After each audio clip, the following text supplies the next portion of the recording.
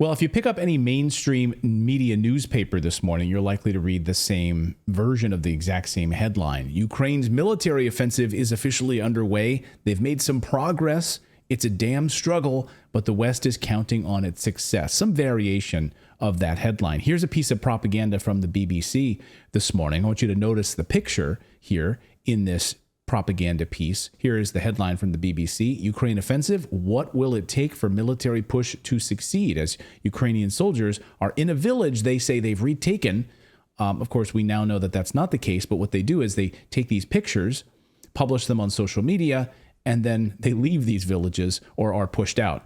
So that's how the propaganda works. Here's a version of the CNN headline of the same kind of story. Russian accounts admit Ukraine forces are making some gains in heavy fighting. Here's the New York Times, another version of this headline. Russian forces strike back against Ukraine's advancing troops. Russia attacked Ukrainian troops near villages in Ukraine's south on the same day that Russian missiles killed at least 11 people, and President Putin acknowledged some Russian losses. Here's the Washington Post. This is my favorite. As Kiev's counteroffensive heats up, Washington holds its breath. In other words, we need this more than they do to save face. NATO needs this. NATO needs this. That's why Washington is collectively holding its breath. The collective DC donor class and military-industrial complex needs this to be a success. The future of NATO is on the line. Great reason to die. Yeah, that's a great reason for the Ukrainian kids. They don't give a shit about Ukraine. They don't give a shit about the kids in Ukraine, the young men, an entire generation of Ukrainians who are being wiped out as a result of what NATO needs. What NATO needs.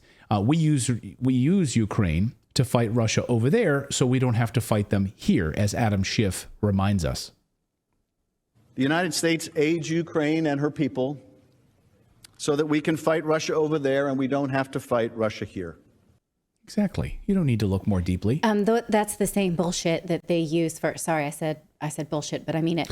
That's the same bullshit that they say about Afghanistan and about pretty much all of the Middle East. Mm-hmm. And there's a great book, Scott Horton's book called Enough Already, that talks about why that is a crap line, and we should never fall for it because it's really not meaningful. I'll leave you to keep going instead of. Well, in other words, Ukrainians are the West's cannon fodder for our own devious plans. That's basically what we're saying here. They don't care about that an entire generation of young Ukrainian men have been killed.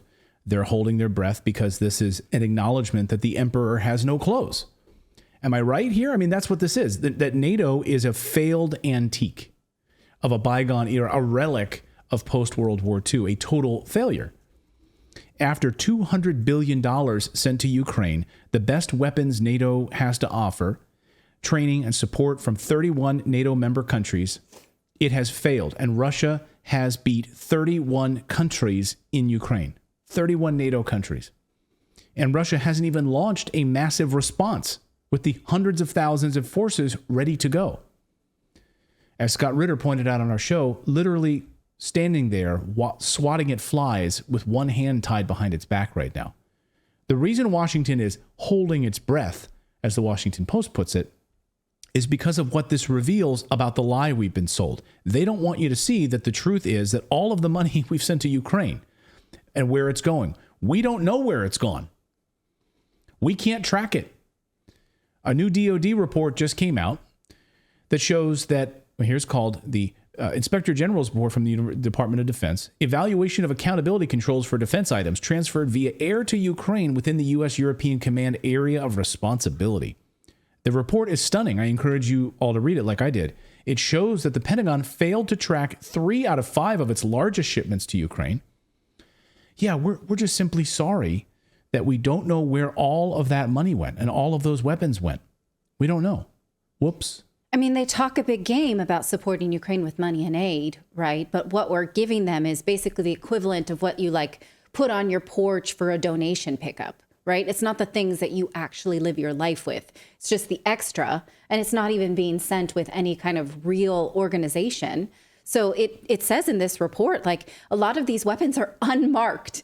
And so personnel that's based in Poland, they don't know what the heck it is. They don't know what to do with it, and they don't know where it goes. And so there's no like bread line where it's like, oh, these people need this because they're going here. It's totally chaos. I mean, you could literally order something off of Etsy and have a better experience than the way that the Department of Defense runs its show. Yeah, I wonder why they don't have a worse Yelp. They should have an Etsy store. They probably do, where you can buy black market weapons on Etsy and get your name engraved on it. So, of course, it doesn't matter if Ukraine gets the weapons, because the military-industrial complex, Raytheon, Northrop Grumman, Lockheed Martin, General Dynamics, all of them, they will all get new orders. They will further increase their profits to replenish what has already gone missing or has been destroyed by Russia.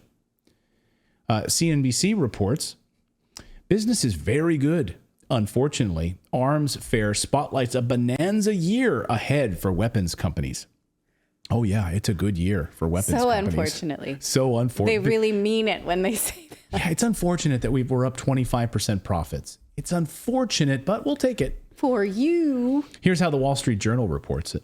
Defense companies secure record orders. Lockheed Martin, Raytheon say supply chain challenges remain, but they're buoyed by this Ukraine conflict. They're doing really well thanks to Ukraine. So the more weapons that are just lost or destroyed is great business for Washington, D.C., and great for the defense industry. Just drive around suburban Washington, D.C. Massive new McMansions are being built all over the place. New gorgeous homes being built, new apartments, new hotels, new businesses, cranes all over the place. These defense companies need new homes for their ever-expanding numbers. It looks like an alternative reality, actually. D.C. versus the rest of America right now. In fact, Edward Snowden in his book talks about how he went in for his first defense contractor job through Dell or what have you. But everyone knew that just taking a contractor job through a private sector was a government job, but it was funneled through private companies. Right, it's money laundering. And so he went in, and he was a kid, like 22, and said, oh, I think I'm going to ask for $60,000 or something. They're like, what about 85? And he was like, okay, because they knew that this was a way for the government to transfer wealth into the private sector, weapons makers, right? Specifically. And recruiters were paid bonuses based on the salaries that they placed. And he's like, everyone in Washington knows that this is a scam. Yeah. And that all these homes and all of this building and all of these cranes and all of this wealth that's pouring into the suburbs around Washington, D.C., it looks like an alternative reality. What is happening there is not happening in the rest of America right now. Tucker pointed this out last night on his show. Where did all the money go? It's certainly not here. Well, it's in Washington. It's in Fairfax and Loudoun counties and in leafy, perfectly manicured Northwest D.C. And of course, a huge chunk of it went to Ukraine, to Zelensky and his friends. Not because you voted for that. You didn't vote to give it to them. You never would. But because Joe Biden and his many allies, from Chuck Schumer to Mitch McConnell to Paul Ryan and every single news anchor on all of television, all of them believe that Ukraine, its borders, its future, its infrastructure are all more important than the town that you live in. They sincerely think that. He's right. Ukraine has become America's next Iraq war. Ukraine has become America's next Afghanistan. Only this time, Americans need to suffer with the high energy costs, inflation, lower quality of life in order to support the NATO expansion into Ukraine. Unless we get a stimulus payment a la George Bush, right? Yeah. We got stimulus checks to mask the effects of the war on us, and we sort of all cashed them and thought, okay, sure, fine. But now we're 10 years past the stimulus check, 20 years past the Iraq wars. Is that the timeline of when we'll get to be critical of this war? Maybe by election day, maybe near Biden's election day, they'll issue like a war stimulus. They'll call it Putin's stimulus. You heard it here first. They'll call it Biden's stimulus, but we will call it Putin's stimulus here on the show. Sort of a reverse boycott of what they're doing. So yeah, we have to live with this because of this expansion of NATO in Ukraine. You will pay more and your towns will crumble because of this bullshit narrative. But Washington's doing fine. The defense industry is doing just fine. To put it another way, like The Economist magazine says it, why Ukraine must win. A decisive victory could transform the security of Europe. A Russian victory would redraw the security map of Europe, The Economist writes. Bingo. They actually hit the nail right on the head. A NATO loss in Ukraine a non-NATO country, by the way, just a sidebar note to that, would completely shift the global power dynamic. And that's what's happening. The unipolar order of the West is on the line. A Russian victory in Ukraine seals the fate of this unipolar order.